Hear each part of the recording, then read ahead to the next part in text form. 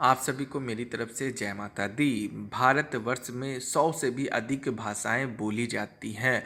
तो एक भक्त ने मुझसे ये सवाल किया कि क्या भगवान केवल हिंदी संस्कृत शब्द ही समझते हैं, यानी भगवान से जो प्रार्थना हम लोग करते हैं तो वो क्या हिंदी में ही होनी चाहिए या संस्कृत में होनी चाहिए तभी भगवान समझते हैं।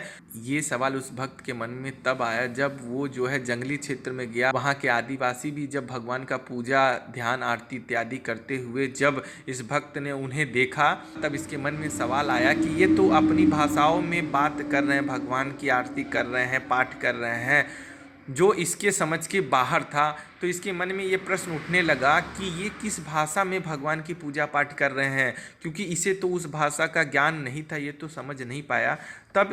तब इस भक्त ने जो है मुझसे ये सवाल किया कि क्या भगवान किसी भी भाषा को आसानी से समझ सकते हैं या नहीं।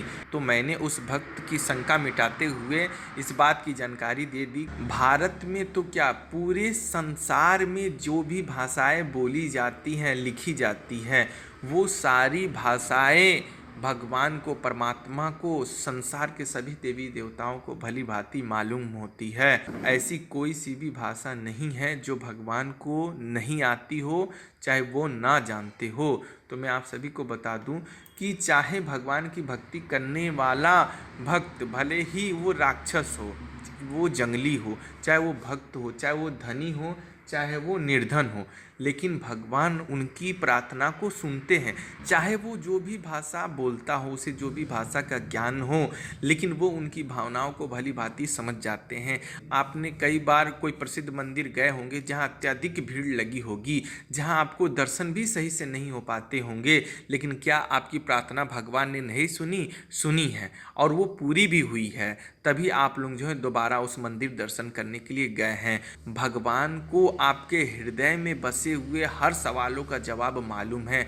आप अपने बारे में जितना कुछ नहीं जानते हैं, उससे ज़्यादा भगवान आपके बारे में जानते हैं। तो भगवान से कुछ भी चीज़ बाकी नहीं है। तो मैंने आप सभी को बता दिया, भगवान को सभी प्रकार की भाषाओं का भली भांति ज्ञान है, या तक कि उन्हें किसी भी भाषा में, किसी भी रूप में, किसी भी अवस्था में कोई भी पुकारता हो सच्चे मन से, तो उनको उनकी पुकार। इसी के लिए आप सभी को मन में भय दिखलाना चाहिए कि मृत्यु का कोई पता नहीं, ना जाने कब आ जाए। यदि भगवान के चिंतन के बिना संसार का चिंतन करते हुए मृत्यु हो गई तो बड़ी बुरी दशा होगी। इसी के लिए सचेष्ट होकर मन को बार बार भगवान के चिंतन में ही लगाने का प्रयत्न करना चाहिए। भगवान आपकी हर बात को, आपकी हर प्रार्थना को, आपकी हर मन्नत को सुनते हैं, भले ही देर सही, लेकिन वो पूरी जरूर होती है। इसी के लिए निसंकोच होके भगवान का ध्यान साधना अवश्य करें, निष्काम भाव से भगवान की पूजा पाठ करें तो आपको फल अवश्य ही प्राप्त होगा। अगर मेरे द्वारा दी गई जानकारी आप सभी को पसंद आई हो तो चैनल को सब्सक्राइब जरूर करिएगा। धन्यवाद। जय माता दी।